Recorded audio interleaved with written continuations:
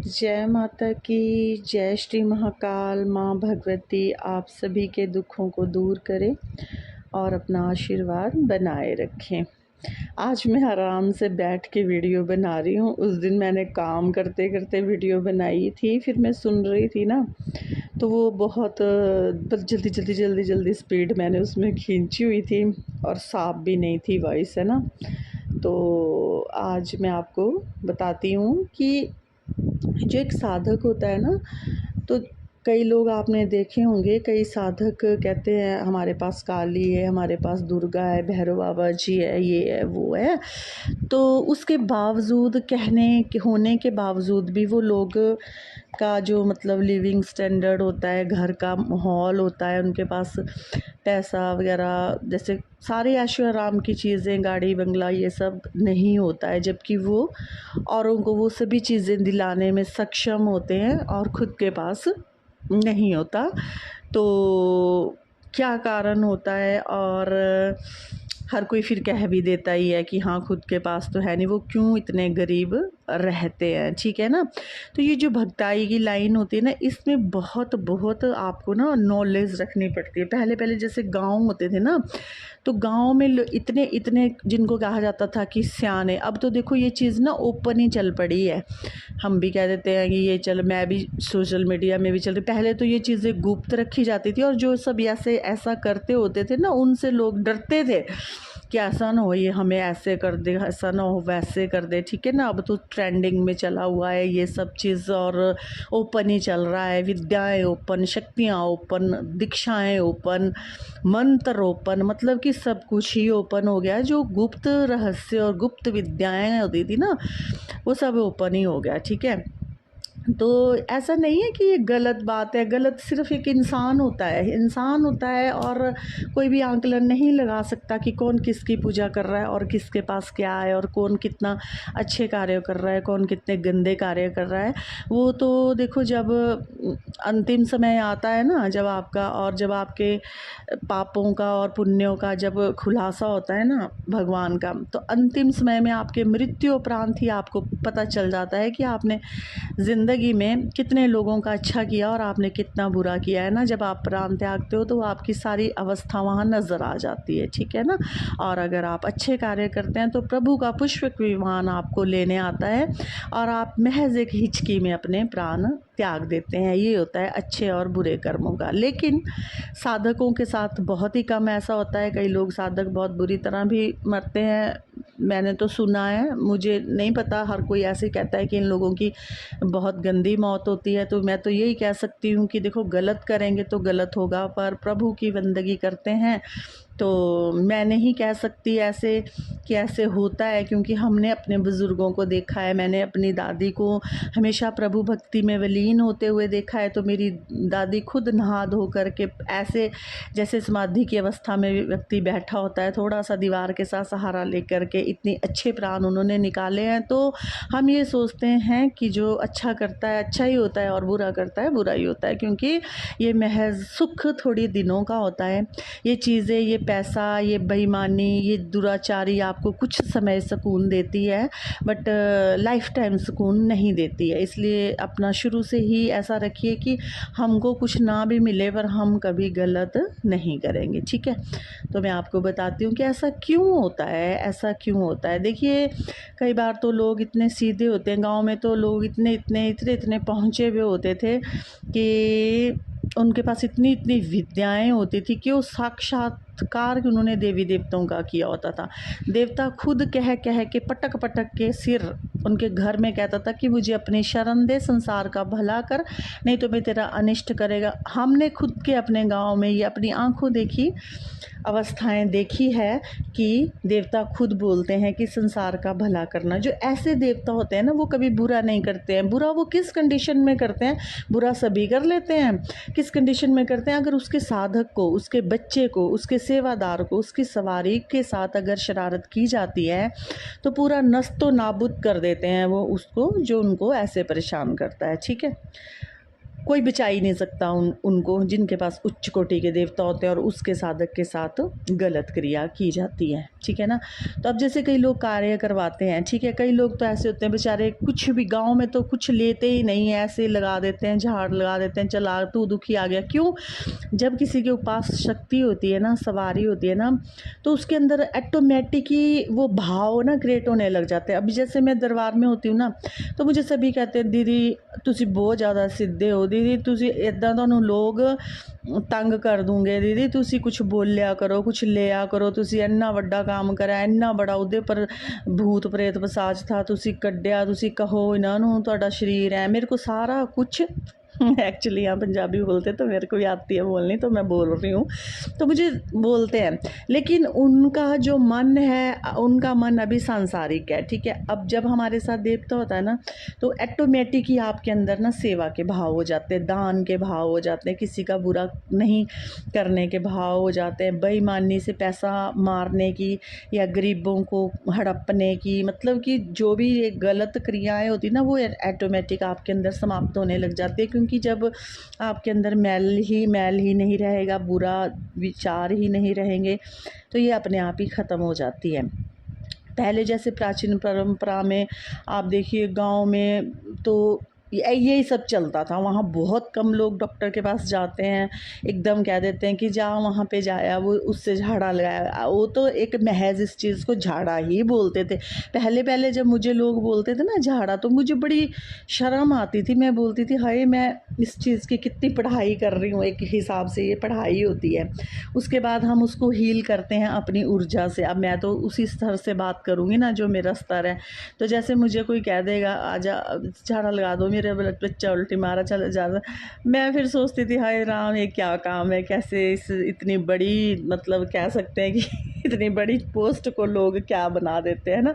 एक झाड़ा झूड़ा ये चीज़ें होती हैं कि वो चीज़ होती है कि जैसे किसी ने मंत्र सिद्ध किया होता ना, किसी ने गांव-गांव में जैसे किसी कोई सांप काटने का मंत्र होगा, बिच्छू काटने का मंत्र हो गया, पिलिया झाड़ने का मंत्र हो गया, ये मंत्र सिद्ध किए होते हैं। मंत्र उनके ऊपर 10-11 बार चला करके उसको उतारने का कोशिश करते हैं, तो उसको झाड़ा बोलते हैं। हम साधक होते हैं, हम क्या करते हैं, शक्ति के साथ कनेक्टिविटी होती है, बड़ी बड़ी शक्तियों से होती है, वहाँ आराधना करते हैं, साधना करते हैं, अपने तप से जप से उन्हें जागृत करते हैं, उन्हें बुलाते हैं, आप लोगों का नाम एड्रेस देते हैं, तब आपका संकट कह करके रिक्वेस्ट करके उसको कटवाते हैं। अब रह गई बात इस तरह की कि जो लोग फ्री में बिल्कुल पालते हैं, आ जाते हैं, मैं ठीक नहीं हो रही, मैं ठीक नहीं हो रही, मैं ठीक नहीं हो रही, इतने बड़े बड़े ये चीज़ें अपने ऊपर ले ही घूमते हैं। चलो महज साधक अपनी मेहनत पूरी लगाता है, करता नहीं करता। जब दरबार में दुर्गा है, काली है और भैरव बाबा, इन इतनी बड़ी बड़ी शक्तियाँ हैं, उनके लिए क्या इम्पॉसिबल होता। तो क्या होता है कि वहाँ आपको बैठ करके अपनी बीमारी, अपनी अवस्था, अपनी हालात के मुताबिक वहाँ दुआ करनी चाहिए होती। इतनी बड़ी सपोज़ करो आपको भगवान 2-4-5 लाख का कुछ भी दे रहा है ना, आपका फ़र्ज़ उसमें से नहीं बनता कि हाँ उसका आप 1/3, 1/4, 1/6 भी उस शक्ति को दीजिए। देखिए हमारा तो बोलना फ़र्ज़ होता है, बताना फ़र्ज़ होता है, तो आपको वो सब चीज़ वहाँ पर उस शक्ति को देनी होती है। संपूर्ण काम आपका वो तभी करती है, और उसके बाद भी जब भी आप उसको पुकारते हो या उस दरबार में जा कर के गुहार लगाते हो, तो हर नए काम के लिए खड़ी रहती है। और इवन कि आप जहाँ बैठे होते हो ना, वहीं से अरदास लगाते हो तो वो वहीं काम कर देती है, सिर्फ आपको उसका फिर देने ही या थैंक्स करने ही आना चाहिए। बहुत से लोग यहाँ मेरे पास भी ऐसे आए, वो मेरे साथ ही ना गेम खेल जाते, मुझे देते हैं वो इस चीज़ का लालच कि हम 21,000 चढ़ाएंगे, हम 31,000 काम कुम करवा के छत्तू मंतर हो जाते हैं, ठीक है। अरे तुम मुझे क्या लालच दोगे, मैं आपको पहले ही बता रही हूँ, मेरे को नहीं है ना ऐसा। देखिए हर कोई इंसान काम करता है कि उसने परिवार भी पालना, बच्चे भी पालने, उसके ऊपर जिम्मेवारियां हैं, तो आवश्यकता होती है कि वो कुछ कर रहा है तो कमाए, तो घर का गुजारा चले, ठीक है।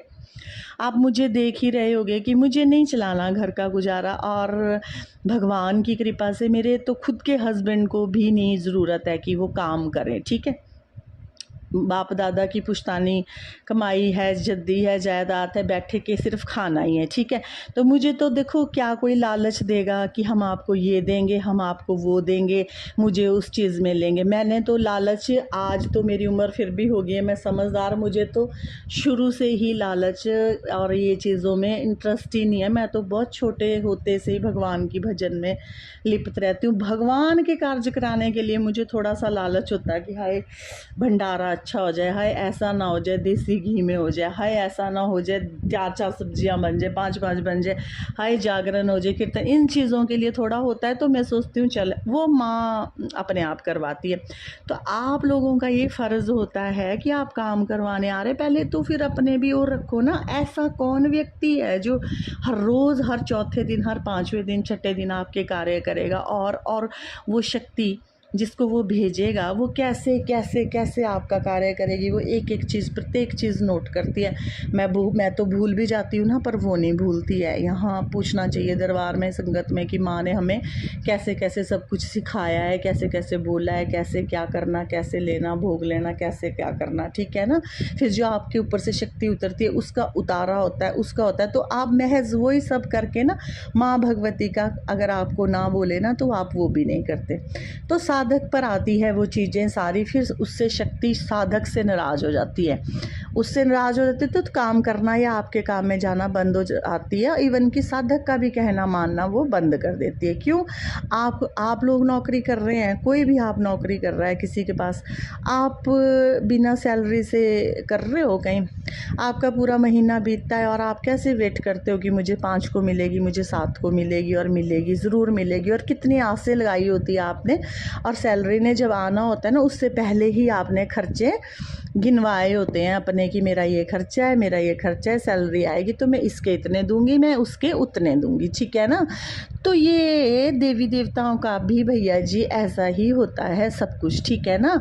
माना देखिए, आपको लूटे ना, आजकल देखो कितना चल रहा है कि 50,000 लेंगे, गुरु दीक्षा देंगे, गुरु मंत्र देंगे, शक्ति आपको ट्रांसफ़र करेंगे, 50,000 में देंगे, 1 लाख में देंगे, शक्ति ट्रांसफ़र करेंगे। ये सब हर कुछ ही मतलब कि शक्तियों का वो आती बना दिया, मतलब कि ना शक्तियों की कोई इज्जत ही नहीं रखी, शक्तियों की कोई वैल्यू ही नहीं रखी, शक्तियों को ही लोग ट्रांसफ़र करने लगे। बताओ जी बताओ, भगवान को ही लोग ट्रांसफ़र करने लगे। मैं आपको इतना बता देती हूँ कि बिना मेहनत से कुछ नहीं मिलता, बिना मेहनत से कुछ नहीं मिलता, और अपनी मेहनत की कमाई छोड़नी भी नहीं चाहिए। तब चाहे कोई अमीर आए चाहे गरीब आए, जब अगलों का मेरा तो ऐसा है, मैं तो कभी किसी को पहले बोलती ही नहीं हूँ, और अगर काम हो जाता है, मैं काम करने के बाद भी अब कहने लगी हो, ये तुम्हारे को शर्म नहीं आती है, तुम ऐसे आ जाते हो, तुमको नहीं लगता तुमने काम कराया, कोई व्यक्ति तुम्हारे लिए बेला ही है। तो फिर मैं भी अब उन लोगों को ढंग से अटेंड करती हूँ जो माँ की वैल्यू को समझते हैं, दरबार की वैल्यू को समझते हैं,